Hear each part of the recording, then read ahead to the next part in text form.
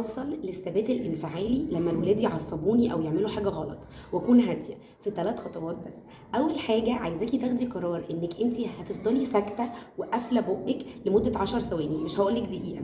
ال10 ثواني دول وانت بتتنفسي فيهم بالراحه كده، مش بسرعه، اوكي، بيدوا فرصه لمخنا انه يتحول من مرحله الانفعال لمرحله السكون. ودايما كل الجمل اللي بتطلع مننا يا لهوي او العقاب او مش قلت لكم، الحاجات دي بتطلع في اول ثانيه وكده كده مش هتغير الوضع اللي حصل.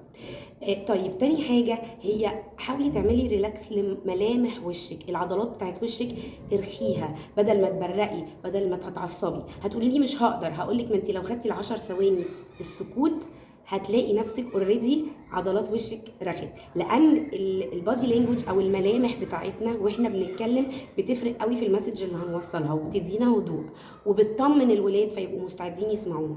تالت خطوه بقى هي انك تسالي نفسك سؤال، مش تقولي ازاي هعاقبهم على الموضوع ده، ازاي اساعدهم ان موضوع القصه دي ما تتكررش بنفس الوضع.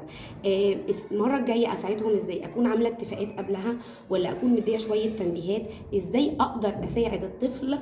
هو الطفل ده مش ند بند، هو حد زي بيتمرن عندي وحد ضعيف وحد مخه لسه مش مكتمل، ما يقدرش انه يفهم اللوجيك بتاع كل حاجه ويحسب النتائج بتاعت كل حاجه.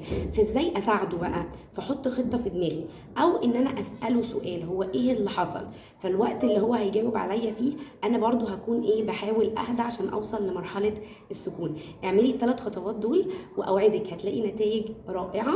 واكبر حاجه مهمه وحلوه قوي انك هتكوني مثال وقدوه للاولاد في الثبات الانفعالي والتحكم في المشاعر. وجود لك.